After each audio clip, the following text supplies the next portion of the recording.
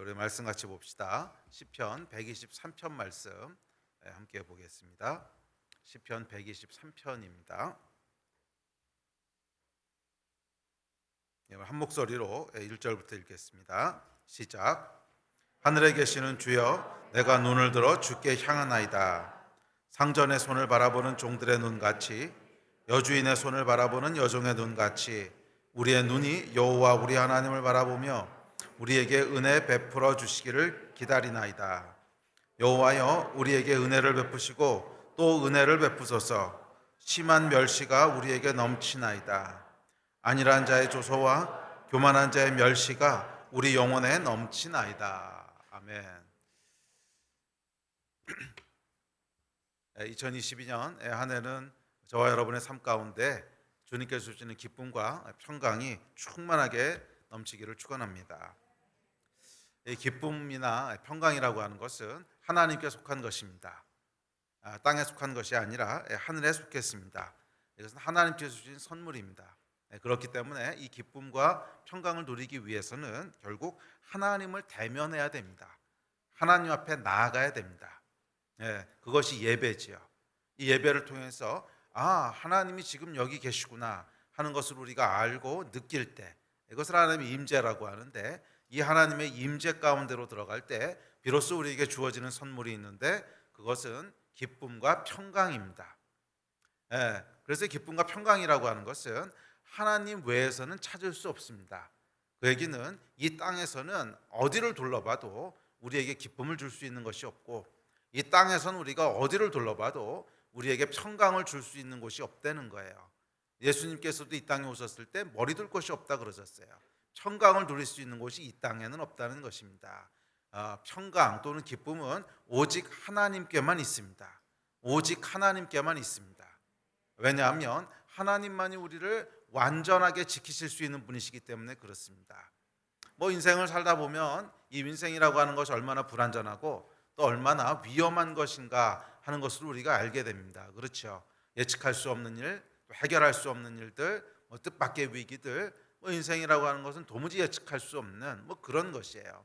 그런데 이런 위험한 인생길을 걸어가는 가운데 우리를 안전하게 지켜주실 수 있는 분은 여호와 하나님 한 분밖에 없으세요. 이 우주를 창조하시고 질서를 만드신 분, 그분만이 우리를 안전하게 지켜주실 수 있으세요. 그래서 하나님 안에만 평강이라는 것이 있습니다. 샬롬이라는 것이 있습니다. 여호와 하나님을 떠난 자에게는 이 땅에서는 절대로 샬롬을 찾을 수 없고 기쁨도 누릴 수 없습니다.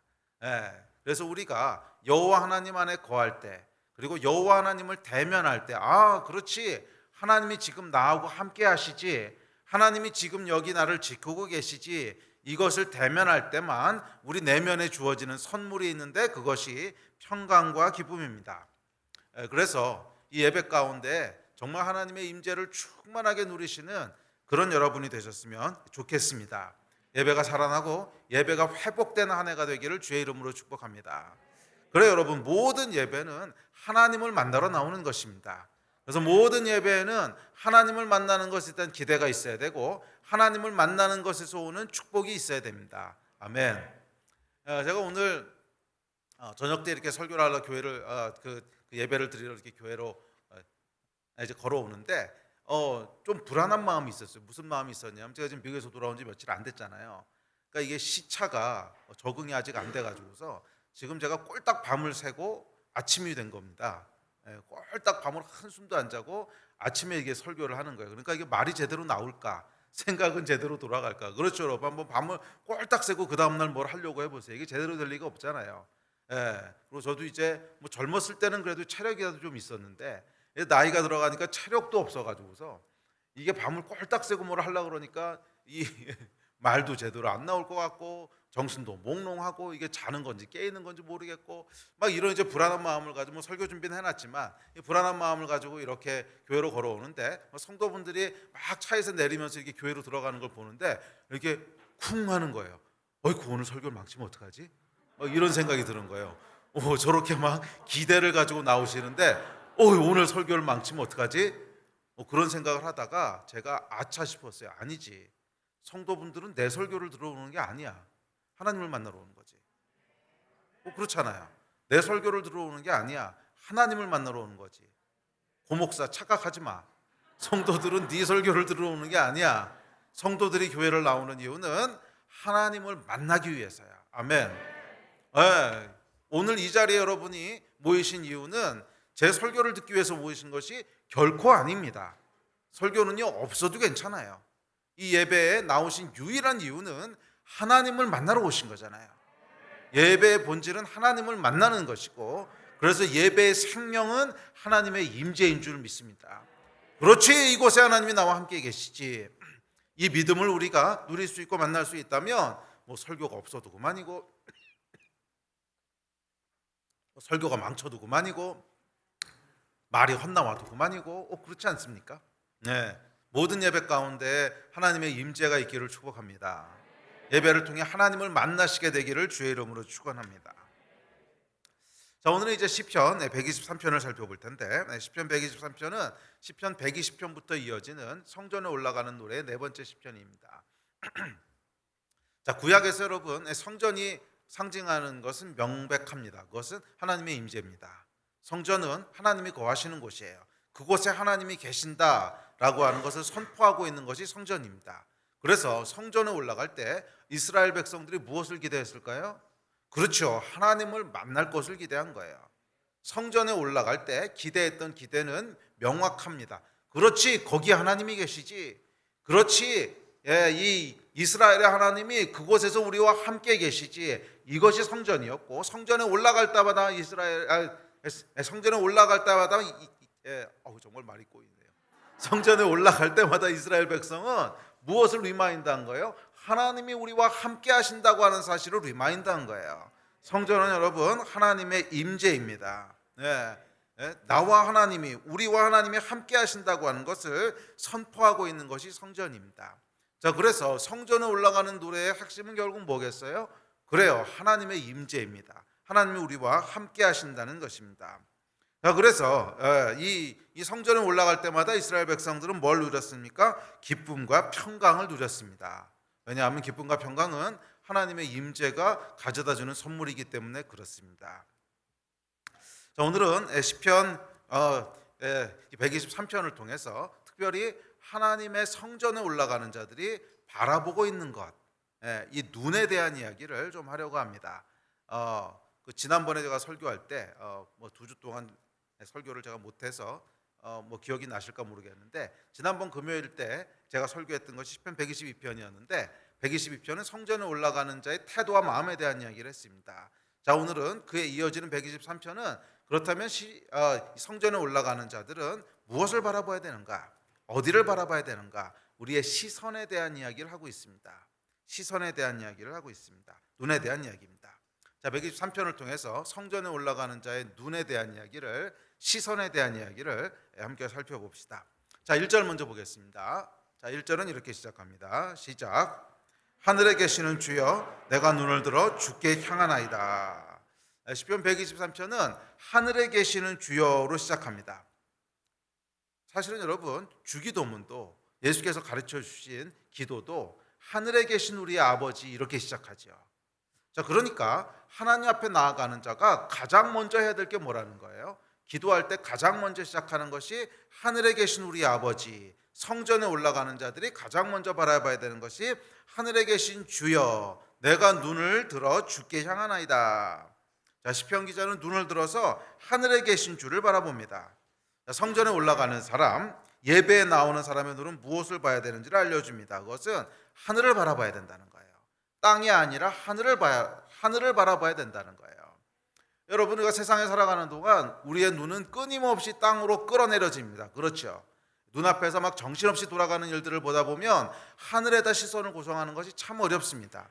끊임없이 이 땅에서 벌어지고 있는 일들은, 우리가 해야 되는 일들, 직장에서, 학교에서, 가정에서 자녀들을 대하다 보면 끊임없이 우리의 눈이 어디로 끌어내려져요? 땅으로 끌어내려집니다. 참 하늘의 눈을 고정하기가 힘들어요. 이 땅에서 일어나는 일들 때문에 고민하고, 이 땅에서 일어나는 일들을 해결하기 위해서 애쓰고 마음을 쓰고 그렇게 되죠. 그런데 예배만은 그렇게 되면 안 된다는 거예요. 예배만은 그렇게 되면 안 돼요. 성전에 올라갈 때는 땅에 끌어졌던 눈을 다시 하늘로 끌어올려야 됩니다.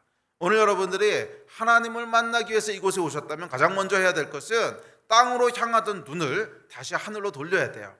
땅으로 향하던 눈을 다시 하늘로 돌려야 돼요. 예, 우리는 이 땅의 것을 바라보면 그냥 땅에 함몰되어 버릴 수밖에 없어요. 이 땅에는 평강도 없고요, 이 땅에는 기쁨도 없고, 이 땅에는 소망도 없습니다. 거기에 계속 눈을 고정해 두면 결국 우리의 마음은 슬픔과 어두움과 낙심으로 가득하게 되는 거예요. 눈을 하늘로 돌려서 하늘을 바라보시기를 주의 이름으로 축복합니다. 특별히 여러분, 예배에 나오실 때는 이 시선을 가지고 나오셔야 돼요. 내가 하늘을 바라보리라, 눈을 들어 하나님을 바라보리라. 예. 여러분, 우리가 무엇을 바라보는가, 또 어디를 바라보는가 하는 것은 인생에 있어서 너무너무 중요합니다. 이 바라보는 것에 의해서 결국 저와 여러분의 미래가 결정될 거예요. 저와 여러분이 어떤 삶을 누릴 것이고 어떤 내적인 축복들을 누릴 것인가 하는 것이 이 시선에 의해서 결정됩니다. 땅에 여러분의 시선을 고정시켜 두지 마시고 하늘을 바라보는 여러분이 되시기를 주의 이름으로 축복합니다. 자, 그렇다면 이 바라본다고 하는 것은 구체적으로 무슨 뜻인가? 바라본다고 하는 것은 단순히 물리적으로 그냥 눈에 들어오는 어떤 이미지를 얘기하는 것이 아니죠. 하늘을 바라본다 하는 것이 포함하고 있는 의미가 있습니다. 대략 한 4가지 정도의 의미를 함축하고 있다고 생각을 합니다. 자, 첫 번째, 본다라고 하는 것은 무엇이냐면 소망한다는 뜻이에요. 무언가를 원한다는 뜻이에요. 그렇죠, 여러분. 무엇을 바라본다 하는 것은 그것을 원한다, 이런 뜻을 함축하고 있죠. 예. 제가 시계가요, 애플워치입니다. 이걸 작년 10월달에 샀는데, 작년 10월달에 제가 이제 미국에 가면서 애플워치를 하나 사야지 하는 마음을 가지고 갔어요. 제가 그동안 찾은 시계가 하도 문제를 많이 일으켜가지고서 가다가 안 가다가 해가지고 제가 사고를 몇 번 쳤어요. 이 시계 때문에 시간을 잘못 본 거죠. 그래서 약속 시간에 늦고 오늘 사고를 한두 번 치고 난 다음에 아유, 안 되겠다, 시계를 바꾸자. 그래서 바꾸는 김에 애플워치로 한번 가보자, 그렇게 생각을 했어요. 소망하기 시작했죠. 자, 그래서 미국에 가니까요, 계속 뭐를 보게 될까요? 애플샵을 바라보게 되죠. 애플 스토어. 어디 이렇게 뭐 길을 가다가 애플 스토어가 있으면 탁 바라보게 되고, 애플 스토어가 있네. 바라보게 되는 거. 왜? 소망하니까. 또 다른 물건을 사려면 코스코에 잠깐 갔는데, 이 코스코에 보니까 이 애플 제품들이 쫙 전시돼 있어요. 그럼 어떻게 해요? 바라보지요. 자, 여러분, 바라본다고 하는 건 뭐예요? 무언가를 원한다는 뜻이에요. 무언가를 소망한다는 뜻입니다. 무언가가 이루어지기를 원하거나 무언가를 소유하기를 바란다 하는 뜻이 바라본다는 의미에 함축되어 있습니다. 그렇죠? 두 번째, 바라본다는 것은 중요하게 생각한다는 의미입니다. 여러분들 주식을 투자해 놓으면요, 계속 뭐예요? 바라보죠. 하루에도 수십 번씩 찾아보고 바라보잖아요.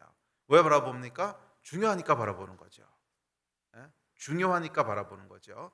전혀 중요하지 않으면 우리는 바라보지 않습니다.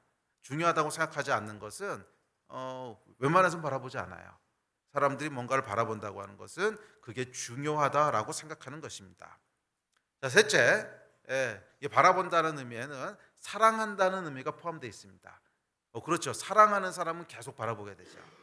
사랑하는 사람은 계속 바라보게 되죠. 이 어르신들이 손주를 보게 되면 손주가 그렇게 예쁘대요. 그래서 사용하는 표현 중에 하나가 눈에 밟힌다, 이런 표현을 쓰죠. 눈에 밟힌다. 이건 뭐냐면 눈을 뜨고 있어도 보이고 감고 있어도 보이고 이런다는 뜻이에요.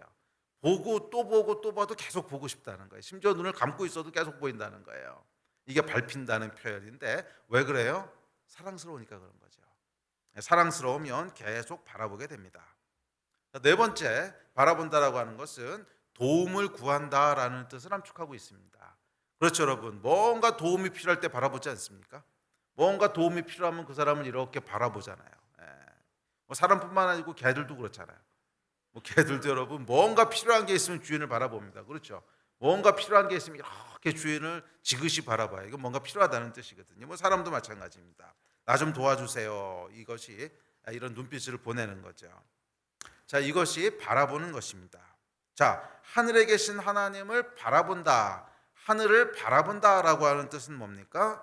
바로 이 네 가지 의미를 함축하고 있는 것입니다. 그래서 예배에 나오는 자들은 이 네 가지 의미를 가지고 하늘의 하나님을 바라보는 거예요. 이 네 가지 의미를 가지고 하늘의 하나님을 바라보는 거예요. 그것이 여러분 예배로 들어가는 시작입니다. 예배로 들어가는 시작이에요. 예배는 여러분 그 시작이 있습니다. 그 시작이 뭐예요? 하나님을 바라보는 것으로 시작되는 거예요. 거기서부터 예배가 시작되잖아요. 그런데 이 예배의 시작은 이 네 가지 마음을 가지고 의미를 가지고 하나님을 바라보기 시작할 때 우리가 예배 안으로 들어가기 시작합니다. 자, 첫 번째는 뭐예요?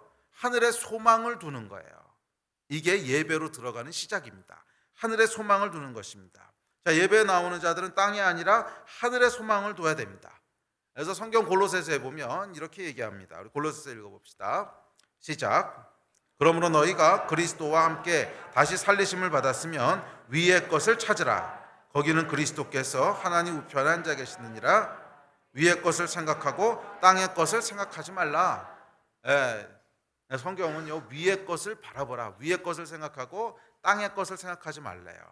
위의 것을 소망하라는 거예요. 우리의 소망을 하늘에 두라는 것입니다. 예배는 이 땅의 것들이 아니라 하늘의 것에 소망을 두면서 시작됩니다. 물론 하나님께서는 이 땅의 것들도 선물로 주십니다. 필요한 것이 있으면 우리의 건강도 주시고 필요한 물질도 주시고 명예도 주시고 선물로 주시죠. 그러나 우리가 진짜 소망하는 건 뭐예요? 이 땅의 것이 아니잖아요. 저와 여러분이 진짜 소망하는 것은 하늘의 것 아닙니까? 땅의 것은 주시면 감사, 안 주셔도 그만. 이것이 예배로 들어가는 태도입니다. 땅의 것은 주시면 감사, 안 주셔도 그냥 그만. 그러나 우리가 진짜로 소망하는 것은 하늘에 있는 것이에요. 우리가 진짜로 소망하는 것은 하늘의 영원한 생명이고, 우리가 진짜로 소망하는 것은 아주 직설적으로 얘기하면 천국이죠. 우리가 진짜 소망하는 것은 하늘입니다. 우리가 진짜 소망하는 것은 천국입니다. 그래서 예배로 들어갈 때는 이 땅에 소망하는 것들을 일단 내려놔야 돼요. 그래서 골로새서에 보면 바울이 명령했잖아요. 위의 것을 생각하고 땅의 것을 생각하지 말라. 위의 것을 생각하고 땅의 것을 생각하지 말라 명령했어요. 그러니까 땅의 소망들을 내려놓고 나오셔야 돼요. 그러니까 이곳에 나오실 때는 이 예배를 드리면 하나님께서 이 문제를 어떻게 해결해 주시고 저 문제를 어떻게 풀어주시고 이런 소망들을 내려놓으셔야 돼요. 예배는 순수하게 하늘을 소망할 때부터 풀어지기 시작하는 거예요. 땅의 것을 붙잡고 나오면요, 그 예배가 잘 풀어지지 않아요. 물론 우리 안에 있는 간절함이 있어서 우리의 기도 제목을 가지고 예배에 나오기는 하죠. 간절한 기도 제목들이 있습니다. 이 땅에서 우리가 풀어야 될 일들이 있죠. 건강의 문제도 있고 재정의 문제도 있고 관계의 문제, 여러 가지 문제들이 있습니다. 그럼에도 불구하고 그것은 그냥 하나님께서 결과적으로 선물로 주시는 것이지 그것의 소망을 가지고 예배로 나올 수는 없어요. 우리의 이 말을 오해하지 마십시오. 땅의 것을 가지고 기도하지 말아라 이런 것은 아닙니다. 순서가 있다는 거예요.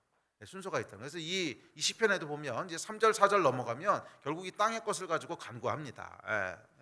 땅의 것으로 간구하는 것 좋은 거예요. 올바른 예배입니다. 그러나 예배의 시작은 우리의 눈을 들어서 하늘을 바라보는 것으로 시작해야 돼요. 그렇게 해야 우리가 예배로 들어갈 수 있기 때문에 그래요. 사람은 마음은 여러분 땅의 것에 매이기 시작하면 하늘이 안 보여요. 땅의 것에 매이기 시작하면 하나님이 어떤 분이신지도 보이지 않고요. 그냥 이 문제를 풀어주실 분만 찾는 것이지 그 하나님의 어떠하심과 하나님의 영광과 하나님 되심은 보이질 않아요. 그래서 이 땅의 것을 일단 내려놓으셔야 됩니다. 여러분이 예배 나오시면서 혹시라도 이 가운데 땅의 것에 매여있는 마음이 있다면 이 시간에 먼저 내려놓게 되기를 주의 이름으로 축복합니다. 그리고 우리의 소망을 하늘에 두십시오. 저와 여러분의 소망을 하늘에 두십시오. 우리가 정말 소망하는 것은 하늘의 생명이고 우리가 정말 소망하는 것은 영원한 하나님의 나라고 우리가 정말 소망하는 것은 천국이고 이 땅에서는 사실 문제가 안 풀리면 할 수 없는 거예요. 영원한 거 아니잖아요. 어차피 이 땅에 있다가 길어야 한 100년 있다 가는 거 아닙니까? 이 땅의 문제는 풀어주시면 할렐루야 감사하지만 안 풀어주셔도 그냥 오케이. 우리의 진짜 소망은 어디 있는가? 하늘에 있는 거예요. 잊지 마십시오. 기독교는 땅의 종교가 아니고 하늘의 종교입니다. 기독교가 이 땅의 것에 매이는 순간 변질되어 버려요. 기독교는 땅에 매이는 순간 변질되어 버려요. 예, 복음의 순수한 생명력은 하늘의 소망을 둘 때만 유지됩니다. 하늘의 소망을 둘 때만 유지됩니다. 소망을 여러분 하늘에 두십시오. 천국에 두십시오. 영원한 하나님의 나라에 두십시오. 이 땅의 것에 매이지 마십시오. 그렇게 해야 예배가 풀어집니다. 아멘. 두 번째, 그래서 하늘을 중요하게 생각하는 것입니다. 중요하게 생각하는 거라고 했죠. 바라본다고 하는 것은. 자, 이것도 같은 맥락입니다. 자, 성전에 올라가는 사람은 하늘을 중요하게 생각합니다. 하늘을 중요하게 생각한다고 하는 것은 이 땅에서 벌어지는 일보다 하늘에서 벌어지는 일이 더 중요하다고 생각한다는 거예요. 여러분, 하나님은 두 세계를 창조하셨습니다. 하늘과 땅, 보이는 세계와 보이지 않는 세계를 창조하셨죠. 자, 보이는 세계는 뭐라 그랬죠? 보이지 않는 세계의 그림자라고 했습니다. 하늘을 중요하게 생각한다고 하는 것은 뭐냐면 이 땅에서 벌어지는 일이 아니라 하늘에서 벌어지는 일을 더 본질로 생각한다는 거예요. 자, 예를 들어서 내 삶에 어떤 문제가 생겼어요. 뭐 질병에 걸렸거나 아니면 사업이 망했거나 뭐 큰 위기가 왔거나 또는 반대로 뭔가 크게 좋은 일이 생겼거나 하여간 뭔가 문제가 생겼어요. 그러면 하늘을 바라본다라고 하는 것은 뭐냐면, 하늘을 중요하게 생각한다고 하는 것은 뭐냐면 이것의 영적인 의미는 뭐지? 그걸 먼저 물어본다는 거예요. 이 일의 영적인 의미는 뭐지? 이걸 먼저 물어보는 거예요. 그게 하늘을 중요하게 생각하는 거죠. 그래서 하나님의 사람은, 하나님의 백성은 이 땅의 문제를 해결하는 것에 몰두하지 않습니다. 오해는 하지 마십시오. 땅의 문제를 무시하라는 뜻은 결코 아닙니다. 땅의 문제를 해결해야지요. 하지만 그 이전에 무엇을 물어보냐면 이것의 영적인 의미는 뭐지? 하나님이 왜 이 일을 나한테 허락하시지? 왜 하나님이 이런 일을 나에게 겪게 하시지? 혹시 내 죄가 있는 건가? 회개해야 되는 건가? 아니면 믿음을 요구하시나? 아니면 인내를 요구하시나? 하여간 이 일의 영적인 의미는 뭐지? 하늘에서는 지금 무슨 일이 벌어진 거지? 하늘에서 무슨 일이 벌어졌기에 지금 땅에서 이런 일이 벌어지는 거지? 이것을 먼저 물어본다는 거예요. 그게 여러분 하늘을 중요하게 생각하는 태도입니다. 하늘을 중요하게 생각하지 않는 사람은 영적인 의미를 묻기 전에 땅에서 일어나는 일들을 해결하는 일에 몰두합니다. 땅에서 일어나는 일을 해결하는데 그냥 모든 정신이 다 팔립니다. 일을 어떻게 해결하지? 이 병을 어떻게 치유하지? 여기에 모든 생각이 다 쓸려가요. 이것은 여러분 땅을 바라보는 사람의 태도예요. 하늘을 바라보는 사람의 태도는 이 일을, 물론 우리가 이 땅에 속해서 살기 때문에 땅의 일들을 무시할 수는 없습니다. 뭐 병에 걸렸으면 병원에 가서 잘 치료를 하고 다 해야 됩니다. 최선의 노력을 다 해야 되지만 적어도 하늘을 바라보는 사람은 그 이전에 뭐라는 거예요? 이 일의 영적인 의미는 뭔가? 하늘에서는 무슨 일이 벌어지고 있는가? 이걸 먼저 물어야 된다는 거예요. 그리고 그 일이 풀어질 때 이 땅의 일들이 함께 해결될 걸 믿어야 돼요. 하늘의 일들이 풀어질 때 땅의 일이 함께 해결될 것을 믿으셔야 돼요. 그렇지 않고 땅의 일만 막 풀려고 하면 결국 안 풀릴 거예요. 그 일이 풀려진 것처럼 보일 수는 있어도 결국 하늘에서 뭔가 이유가 있어서 이 문제가 생긴 거라면, 예를 들어서 내가 해결해야 될 죄 문제가 있어요. 그래서 이 문제가 생긴 거라면 이거를 열심히 노력해서 푼다고 한들 이 문제가 해결 안 됐는데 또 다른 문제가 생기지 않겠습니까? 결국 여기 해결하면 여기서 문제가 생기고 저기 해결하면 저기서 문제가 생기고 하늘에게 풀어지지 않으면 그런 거예요. 그래서 하늘을 바라보는 사람, 하늘을 중요하게 생각하는 사람은 하늘의 의미가 무엇인지를 먼저 묻습니다. 자, 그렇기에 예배에 나올 때 우리는 하늘의 의미를 물으면서 나와야 됩니다. 주님, 오늘 하늘은 어떻습니까? 지금 하늘에서는 무슨 일이 벌어지고 있습니까? 주님의 보좌 앞에서는 무슨 일이 일어나고 있습니까? 이것을 먼저 물으셔야 돼요. 그것이 예배입니다. 내 개인도 그렇고 이 나라와 민족도 마찬가지예요. 이 나라와 민족 가운데 일어나고 있는 일이 있어요. 열심히 우리가 기도하고 있는 일들이 있습니다. 그렇다면 그것의 영적인 의미가 뭔지를 물어야 돼요. 왜 이런 일이 벌어지고 있는가? 그것을 바라보는 것이 하늘을 바라보는 것입니다. 자, 셋째 하늘을 바라본다고 하는 것은 하늘을 사랑한다는 것입니다. 그렇죠. 사랑할 때 계속 바라보게 된다 그러죠. 하늘을 사모하는 것입니다. 우리는 땅을 사랑하는 자가 아니라 하늘을 사랑하는 자입니다. 그래서 여러분 부흥의 때가 되잖아요. 부흥의 때라고 하는 것은 성령님께서 강하게 역사하셔서 우리의 시선을 하늘로 향하게 하시는 때죠. 이 부흥의 때에 불렸던 거의 대부분의 찬양들은 하늘에 대한 찬양인 거 아십니까? 죄 많은 이 세상은 내 집안이네, 저 천국을 향해 가는 성도들아, 거의 대부분이 뭐냐면 하늘의 소망을 노래하는 노래들이에요. 그리고 그것이 이 부흥의 결과였고 부흥을 계속 유지하게 했던 원동력이었습니다.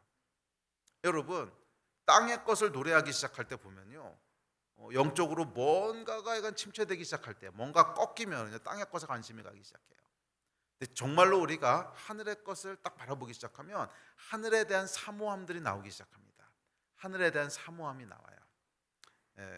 그러므로 여러분, 예배는 하늘을 향한 사모함을 고백하는 것입니다. 우리가 이곳에 나와서 예배한다고 하는 것은 하나님을 향한 사랑을 다시 확인하고 하나님을 향한 사랑을 다시 고백하는 것입니다. 그것이 하늘을 바라보는 것입니다. 자, 마지막 네 번째, 하늘을 바라본다고 하는 것은 도움을 구한다는 것입니다. 나를 도와주실 분은 하나님이십니다. 도움을 구한다는 것입니다. 여호와 하나님은 나를 지키시고 여호와 하나님은 나를 위해 일하신다고 하는 것을 기대하고 믿는 것입니다. 나의 도움은 하늘에서 옵니다. 나의 도움은 땅이 아니라 나의 도움은 하늘에서 옵니다. 여러분의 도움은 땅이 아니라 하늘에서 옵니다. 여러분의 문제가 무엇이든지 간에 결국 그 도움은 하늘로부터 옵니다. 아멘이십니까? 땅이 여러분을 돕는 것이 아니라 하늘이 여러분을 도울 것입니다. 이 땅에서 모두 안 된다고 해도 하늘에서 된다고 하면 되는 겁니다. 이 땅에서 다 불가능하다고 해도 하늘에서 가능하다고 하면 되는 겁니다. 여러분, 이 하나님을 바라보고 믿었던 믿음의 사람들은 모두 하늘의 도움을 받고 살았지 땅의 도움으로 산 사람 아무도 없어요. 성경에 등장하는 모든 하나님의 사람들의 인생을 보십시오. 항상 하나님이 도우시고 하늘이 돕고, 그래서 그 인생을 이기고 살아냈지 땅의 도움으로 살아가는 사람이 누가 있어요? 오히려 땅의 도움으로 살아가려고 했던 사람들은 큰 실패와 큰 난관을 당했습니다. 그렇죠. 이스라엘이 땅의 도움을 바라고 다른 나라들과 다른 나라들의 군사력을 의지하고 외교를 의지하고 그랬을 때 나라가 다 망했어요. 그러나 정말로 나라가 망할 것 같았어도 하늘의 도움을 구했을 때는 하늘의 도움으로 살아났습니다. 모든 하나님의 사람들은 결국 하늘의 도움으로 살았습니다. 이 아브라함이 거친 광야에서 살아남았던 것은 하늘의 도움이었지 땅의 도움이 아니었습니다.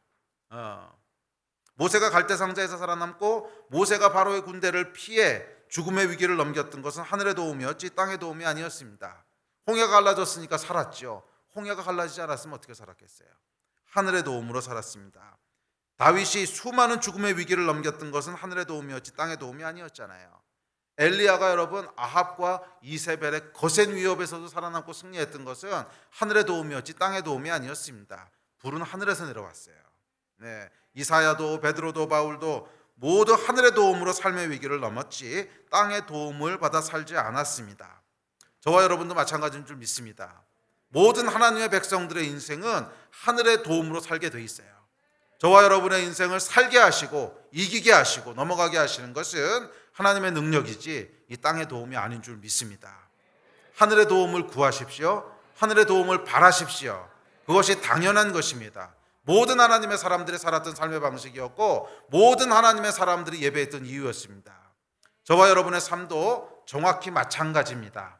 하늘의 도움으로 살아갑니다. 하늘의 도움으로 살아갈 것입니다. 하나님께서 도우실 것입니다. 그것이 정당한 것입니다. 그것이 합법적인 것입니다. 모든 하나님의 사람들은 하늘의 도움으로 살 것입니다. 모든 하나님의 사람들은 땅의 도움이 아니라 하늘의 도움으로 살 것입니다. 이게 여러분 하늘을 바라보는 것입니다. 내가 예배 때 하늘을 바라봅니다. 내가 눈을 들어 하늘에 계신 하나님을 바라봅니다. 그 얘기는 하나님이 나를 도우실 것입니다. 하나님이 나를 살리실 것입니다. 이것을 바라본다는 거예요. 땅의 도움이 아니라 하나님의 도움을 내가 믿습니다. 이 마음을 가지고 예배로 들어가십시오. 이 마음을 가지고 예배로 나오십시오. 예배로 나올 땐 여러분 이 마음이 있으셔야 돼요. 나는 하늘의 도움으로 살아갈 것입니다. 나를 살리시는 이도 하나님이시고 나를 지키시는 이도 하나님이시고 나를 보호하시는 분도 하나님이십니다. 이 마음을 가지고 성전에 올라가는 거예요. 이 마음을 가지고 성전에 올라가는 거예요. 예. 그래서 오늘 시편 기자는 보면 이 마음을 가지고 이스라엘 백성들이 성전으로 올라갔다고 기록하는 거예요. 예. 여호와 하나님이 우리를 살리십니다. 여호와 하나님이 우리를 구원하십니다. 여호와 하나님이 나를 도우십니다. 우리를 도우십니다. 예. 그것이 눈을 들어 하늘을 바라보는 것인 줄 믿습니다. 예. 오늘 여러분 어떤 마음으로 예배 나오셨습니까? 나올 때 어떤 마음으로 나오셨든지 간에 지금 이 말씀이 선포되는 가운데 눈을 들어 하늘을 바라보십시오. 땅의 소망을 버리고 하늘의 소망을 취하십시오. 땅의 도움을 포기하고 하늘의 도움을 붙잡으십시오. 하나님께서 여러분을 살리시고 도우실 것입니다. 네. 자, 이어지는 2절입니다. 시작. 상전의 손을 바라보는 종들의 눈같이 여주인의 손을 바라보는 여종의 눈같이 우리의 눈이 여호와 우리 하나님을 바라보며 우리에게 은혜 베풀어 주시기를 기다리나이다. 성전에 오르며 바라봐야 될 두 번째 것이 있는데 손이라는 거예요. 여호와의 손. 상전의 손을 바라보는 종들의 눈같이 여주인의 손을 바라보는 여종의 눈같이 우리 눈이 하나님을 바라본다는 거예요. 그 얘기는 하나님의 손을 바라본다는 거죠. 자, 여러분 여기서 손이 의미하는 것이 뭘까요? 종들이 왜 상전의 손을 바라보고 있을까요? 종들이 상전에 손을 바라보는 이유는 이렇습니다. 그것은 지금 뭔가 일어난다고 하는 것을 알기 위해서 그런 거예요. 그렇죠? 주인이 어떤 마음이 있고 의중이 있어요. 주인이 뭔가 하고자 해요. 예를 들어서 주인이 지금 청소를 하려고 그래요. 근데 아침부터 청소를 해야지 하는 마음을 먹고 있었어요. 그렇지만 그것은 그냥 주인의 마음에 있던 거고 청소가 언제 시작됩니까? 손으로 지시할 때 시작되는 거잖아요. 이렇게. 그래서 여러분 종들은 뭐예요? 항상 주인의 손을 계속 지켜보고 있는 거예요. 언제 일이 시작되나, 언제 주인의 의중에 있던 일이 실행되기 시작하나, 그게 손이죠. 자, 여기서 이 하나님의 손이라고 하는 것이 의미하고 있는 게 바로 이거예요. 하나님의 일이 시작된다는 거예요. 두 번째 의미는 하나님의 능력이라는 의미가 있습니다. 손은 항상 능력을 상징하거든요. 특별히 하나님의 손, 그랬을 땐 하나님의 능력을 상징하지. 같은 의미인데 결국 하나님이 뭔가를 시작하신다는 거예요. 하나님의 일이 시작된다는 것입니다. 실체가 된다는 거예요. 왕이 여러분 아무리 마음이 있어도 그것이 실제로 실행되는 때가 있습니다. 손을 들어 그것을 실제로 명하기 전에는 아직 때가 아닌 거죠. 주인이 왕이 이렇게 손을 들어서 가르칠 때 그게 바로 때인 거예요. 자, 그러니까 이 상전의 손이라고 하는 것은 때, 타이밍에 대한 얘기입니다. 하나님이 정하신 때가 있다는 거예요. 정한 때가 있다는 거예요. 저와 여러분의 삶에도 하나님이 정하신 때가 있습니다. 정한 때가 있습니다. 이 일을 내가 언제 그 누구에게 이루어지게 해야지. 그 일을 행해야지. 하나님이 여러분을 향해 가지고 계신 계획이 있어요.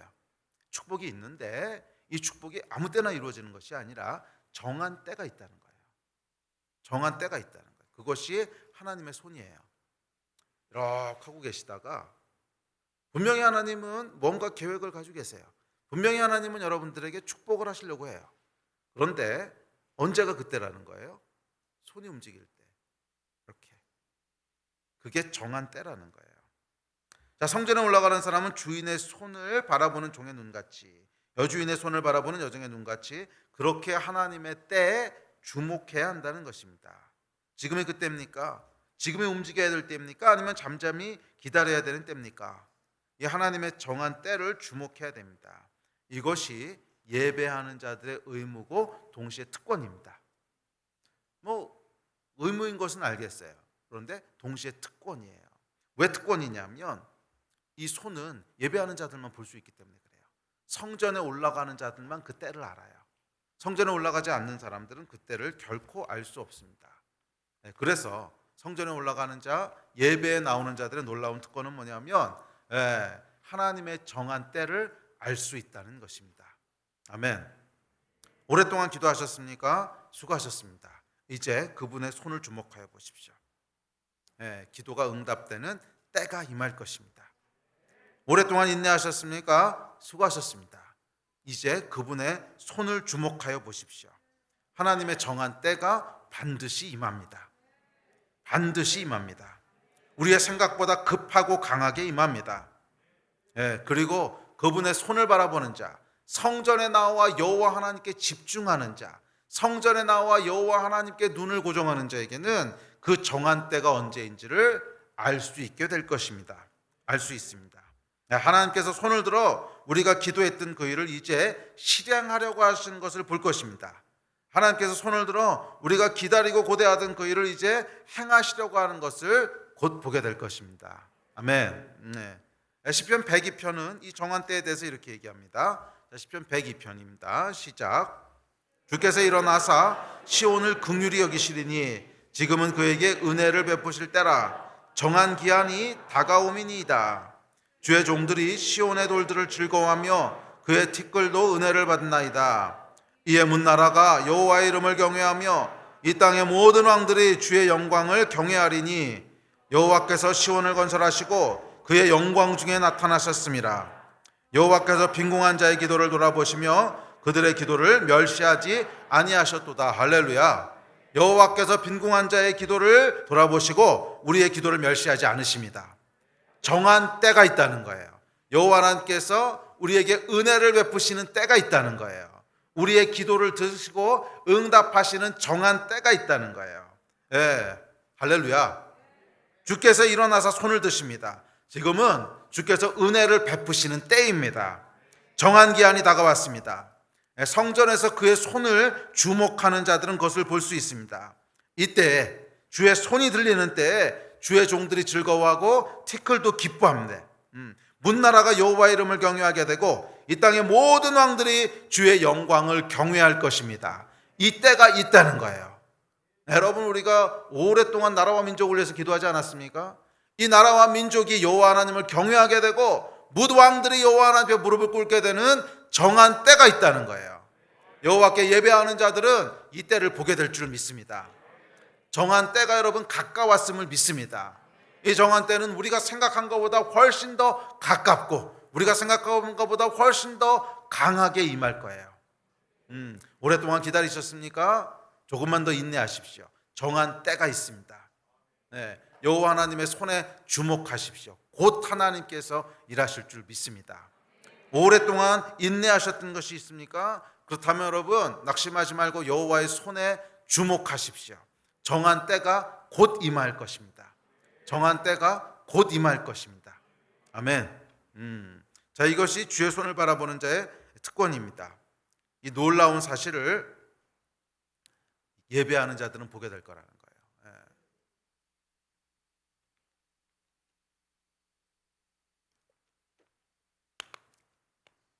이 말씀을 준비하면서 하나님께서 주셨던 감동이 있는데 그것은 정한 때가 가까웠다는 거예요.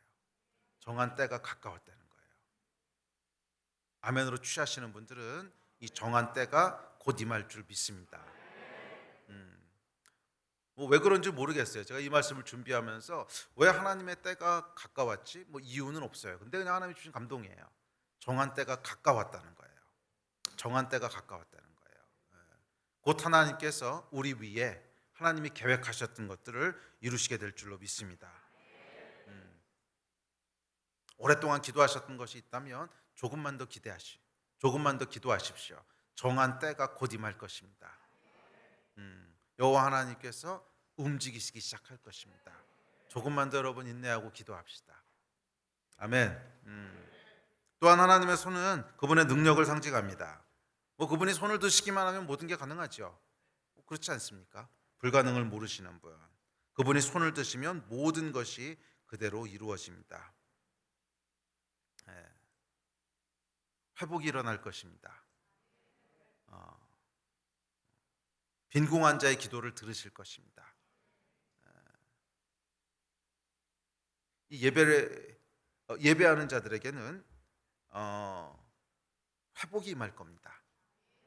우리 안에 회복이 일어날 거예요. 오랫동안 여러분들을 고통스럽게 했던 것들에 대한 회복이 일어날 것입니다. 우리의 영혼의 침체로부터 회복될 것이고 깨어졌던 관계도 회복될 것이고, 우리 마음의 상처도 회복될 것이고, 가정에도 회복이 일어날 것이고, 육신의 질병에도 회복이 일어날 것을 믿음으로 선포합니다. 정한 때가 임할 겁니다. 정한 때가 찼습니다. 믿음으로 취하십시오. 예배하는 자들에겐 이 믿음이 있어야 돼요. 예배하는 자들에겐 이 믿음이 있어야 돼요. 주님, 때가 찼습니다. 곧 이루실 것입니다. 곧 이루실 것입니다. 이 믿음을 가지고 하나님 앞에 나아갈 때 주님께서 크고 놀라운 일들을 보이실 줄 믿습니다. 예배는 이 믿음이 있어야죠, 여러분. 이 믿음이 없는 예배는 그냥 형식일 뿐이잖아요. 껍데기 뿐이잖아요. 예배는 하나님 앞에 나아가는 것인데, 왕 앞에 나아가 상소할 때, 여러분, 우리가 지금은 왕이 아니라 이제 그렇지만, 옛날에 여러분 누군가가 왕 앞에 나아간다고 할 때는 어떤 기대를 가지고 나가겠어요? 내 문제를 해결해 줄 걸 기대하고 나가는 거 아닙니까? 네? 어렵게 이렇게 왕 앞에 나가서 딱 왕을 뵈면요, 끝난 거죠. 왕을 만나기 힘들어서 그렇지, 왕을 만나면 끝난 거잖아요. 예배가 그런 거잖아요. 예배에 나아갈 때는 하나님께서 우리를 회복시킬 것에 대한 기대를 가지고 나가는 거예요. 그리고 예배 가운데 하나님을 대면할 때 그 때가 찼다는 것을 알게 되는 거예요. 아멘. 오늘 이 예배가 살아계신 하나님을 대면하는 예배가 되기를 축복합니다. 정한 때가 찼다는 것을 보게 되는 예배가 되기를 주의 이름으로 축복합니다. 자, 3절입니다. 시작. 여호와여, 우리에게 은혜를 베푸시고 또 은혜를 베푸소서. 심한 멸시가 우리에게 넘치나이다. 성전에 올라가는 사람이 바라봐야 될 세 번째 것은 은혜입니다. 은혜. 예배는요, 은혜를 바라보고 나가는 거예요. 은혜를 바라보고 나가는 거예요. 잘했다 칭찬하신 하나님의 음성, 우리를 기뻐하시고 즐거워하신 하나님, 그 은혜 가운데로 들어가는 거예요. 이 예배는 여러분 야단맞는 곳이 아닙니다. 예배는 하나님의 기쁨과 하나님의 은혜가 부어지는 곳이에요. 모든 예배는 여러분 야단맞는 곳이 아니에요. 성전은 야단맞는 곳이 아닙니다. 왜? 우리 모든 죄와 모든 수치와 저주는 예수께서 십자가에서 다 담당하셨거든. 그래서 모든 예배는요, 기대와 기쁨과 흥분과 잔치가 있는 거예요. 왜? 하나님의 은혜가 있는 것이니까. 모든 죄값은 치러졌고 모든 저주는 이미 다 사라졌습니다. 그러면 여러분, 예배는요, 하나님의 칭찬과 은혜를 받는 자리입니다. 예배는 하나님의 칭찬과 은혜를 받는 자리입니다. 그래서 여러분, 예배로 나오는 자에겐 기쁨이 있어요. 오늘 예배 가운데도 하늘로부터 부어지는 기쁨이 풀어지기를 다시 한번 주의 이름으로 축복합니다. 자, 4절입니다. 3절 4절 다시 한번 읽을게요. 시작. 여호와여, 우리에게 은혜를 베푸시고 또 은혜를 베푸소서. 심한 멸시가 우리에게 넘치나이다. 안일한 자의 조소와 교만한 자의 멸시가 우리 영혼에 넘치나이다. 자, 시편 기자가 상한 마음을 가지고 여호와 앞에 나아갑니다. 성전에 올라갑니다. 그런데 왜 상한 마음이 들었냐면 안일한 자의 조소, 심한 멸시, 교만한 자의 멸시가 우리 영혼에 넘친대요. 그래요, 여러분. 이 타락한 세상에서 하나님의 백성으로 살아간다고 하는 것은 참 쉽지 않은 일입니다. 참 쉽지 않은 일이죠. 특별히 우리가 순교적인 뭘 하지 않아도, 특별히 우리가 선교지에 가서 생명을 걸고 대단한 일을 하지 않아도 타락한 세상에서 하나님의 백성으로 살아간다고 하는 것 자체가 사실은 고통이에요. 그렇죠? 타락한 세상에서 이 하나님의 말씀대로 살아가려고 하면 우리 삶 가운데 계속 마음을 상하게 하는 일들이 벌어질 수밖에 없어요. 벌어질 수밖에 없어요. 그래서 때로는 우리가 마음이 상하는 것이 두려워서 슬쩍 타협하기도 하고 죄에게 길을 내주기도 하고 그렇죠. 그런데 정말 타협하지 않고 죄에게 길을 내주지 않으려고 하면은요, 참 마음이 상합니다. 주변에서부터 조롱도 받고요, 참 넌 바보다 이런 소리도 듣고 멸시도 받습니다. 개독을 박멸하자. 저는 이 얘기 들을 때마다 제가 바퀴벌레가 된 듯한 느낌입니다. 아니, 크리스찬이 무슨 바퀴벌레입니까? 박멸을 하게. 그런데 그런 얘기들을 우리가 듣지요. 이 사회를 살아가면서 마치 바퀴벌레가 된 것 같은 느낌. 외롭고 힘들고 뭐 그렇습니다. 참 이 땅에서 하나님의 백성으로 살아간다고 하는 것은 심히 외롭고 힘든 길입니다. 저는 목회를 하면서 또 신앙생활을 하면서 믿음을 지키기 위해서 이 땅에서 하나님과 동행하기 위해서 대가를 치는 사람들을 참 많이 만났어요. 인생의 대부분을 믿음 때문에 감옥에서 보냈던 중국 가정교회 리더들, 이분들 만나볼 때는요, 그냥 제 마음이 짠하더라고요. 인생의 거의 대부분을 감옥에서 보내셨어요. 그래서 자녀들이 크는 것도 하나도 보지 못했고, 자녀들과의 관계도 다 없어요. 예? 뭐 아주 어렸을 때 감옥에 들었다가 뭐 한 20년 있다 나왔던 아이는 다 커버렸어. 그러니까 이 아는 아버지하고 관계가 전혀 없는 사람이 돼버리고 너무 마음 아프죠. 그래서 그 삶을 이렇게 바라보고 있으면 믿음의 거장이긴 하지만 보면은 정말 삶은 비참하다는 느낌이에요. 아우 참 삶이 너무 안 됐다. 자녀를 키우는 재미도 하나도 못 누렸고 자녀와의 관계는 다 깨져 있고 자녀와의 관계만 깨져 있는 게 아니고요. 부인이 도망간 사람도 많이 봤어요.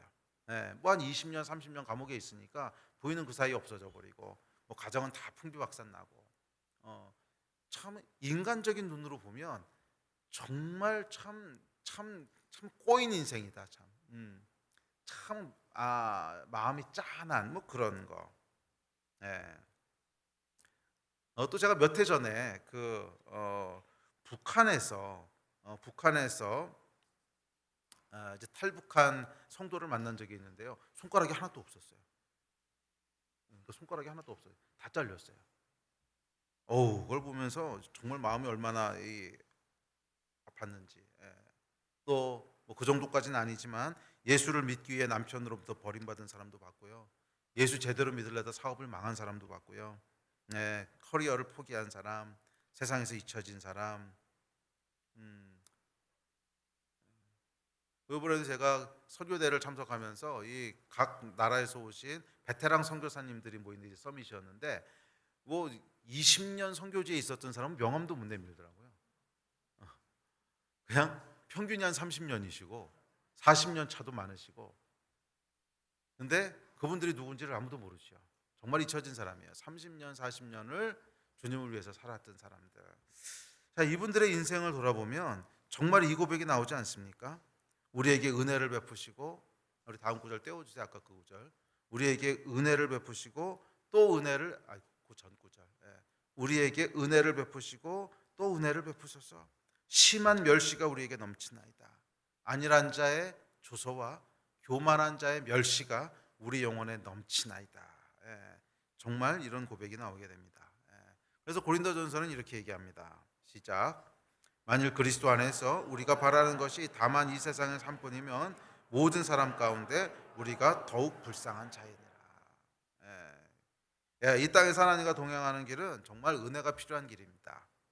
심한 멸시가 넘치는 길이고 조소가 넘치는 길입니다. 세상은 우리를 바보라고 놀리고 박멸해야 될 존재라고 위협합니다. 그런데 이것이 하나님의 마음에 감동을 준다는 거예요. 이 삶을 살아갈 때 그것을 하나님께서 감동하신다는 거예요. 그리고 이 얘기를 듣는 하나님의 백성에게도 감동이 됩니다. 그렇지 않습니까? 정말 주를 위해 살아갔던 사람들의 그 상한 마음들을 보면 마음이 짠하죠.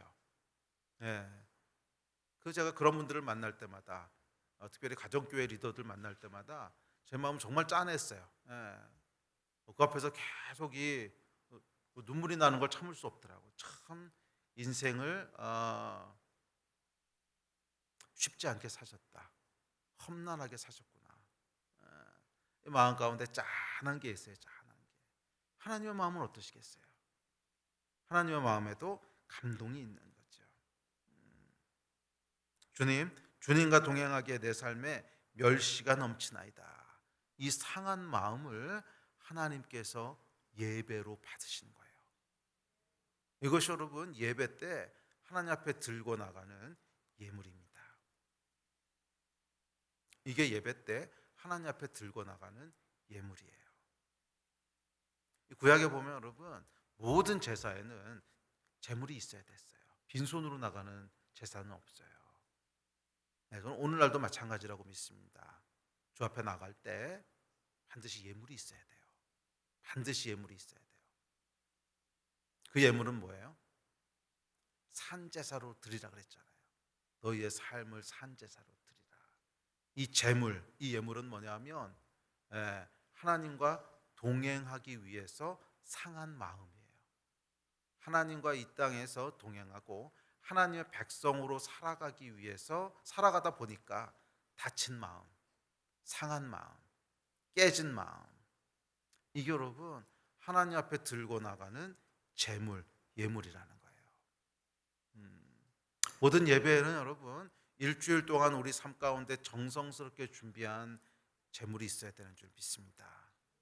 그리고 마지막에 하나님 앞을 뵐 때는 우리 인생을 통틀어서 정성스럽게 준비한 예물을 들고 나가는 거예요. 그 예물을 하나님께서 감동으로 받으시는 거예요. 야, 이 녀석이 나와 동행하기 위해서 이렇게 마음이 상했구나.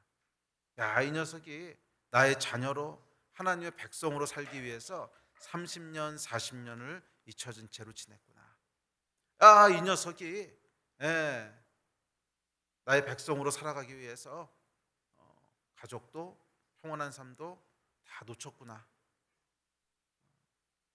그 상한 마음, 그 상처, 그게 하나님께서 기쁘게 받으시는 마음이에요. 예배고 제물입니다. 그 위에 하나님께서 축복하시고 보상하시는 줄 믿습니다. 아멘. 우리 예배팀 앞으로 나오십시오.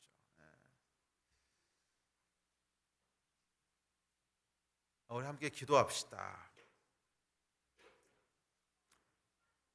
오늘 예배 가운데 여러분 무엇을 기대하고 나오셨습니까? 제가 예배 시작할 때도 말씀드렸지만 고 목사의 좋은 설교를 기대하고 나오셨습니까? 만약 그렇다면 여러분은 실패하실 겁니다. 제가 설교를 못하기 때문이기도 하지만 설교를 아무리 제가 화려한 언어를 구사하면서 했다고 할지라도 그것은 별다른 의미가 없습니다. 아니면 좋은 음악과 좋은 노래를 위해서 나오셨습니까? 그것도 여러분을 실패하게 할 겁니다. 예배는 하나님을 만나는 거예요. 예배는 하나님을 만나는 거예요.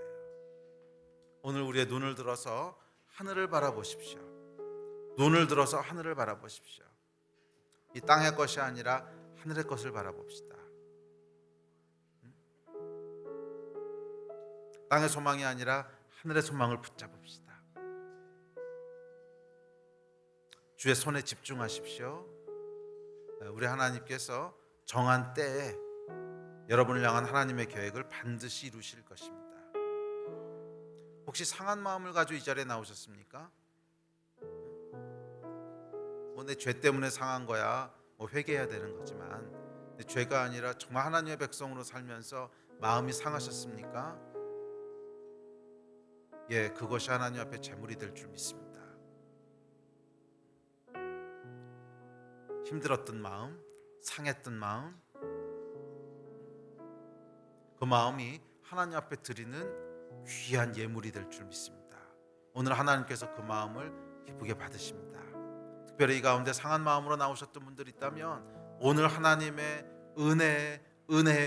은혜가 임할 것입니다. 오늘 하나님의 은혜가 임할 것입니다. 이 하나님의 은혜가 충만하게 부어지는 그런 예배가 되기를 주의 이름으로 축원합니다. 자리에서 일어나서 같이 기도합시다.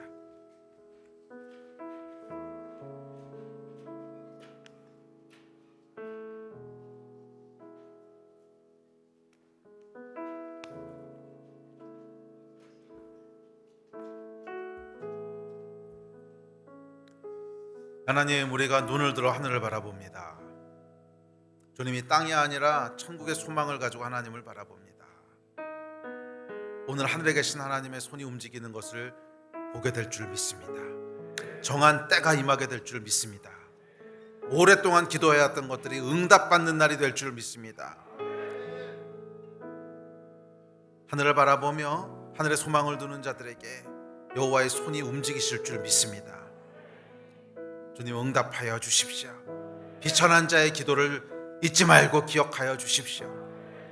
주님, 오늘 이 가운데 상한 마음으로 나온 지체가 있습니까? 오늘 하나님의 은혜를 우리 위에 부어주십시오. 잘했다 내 착하고 충성된 종아, 부르시고 위로하신 하나님의 은혜가 부어지게 하여 주십시오. 주님, 오늘 예배가 회복이 일어나는 예배가 되기를 소원합니다. 주의 임재 앞에는 회복이 있는 것을 믿사오니 회복이 일어나는 예배가 되기를 소원합니다. 성령님 일하여 주시옵소서. 성령님 일하여 주시옵소서. 이 일을 위해서 우리 주여 세 번 같이 부르짖고 합심하여 주님 앞에 기도하고 예배하며 나아갑시다. 기도하십시다. 주여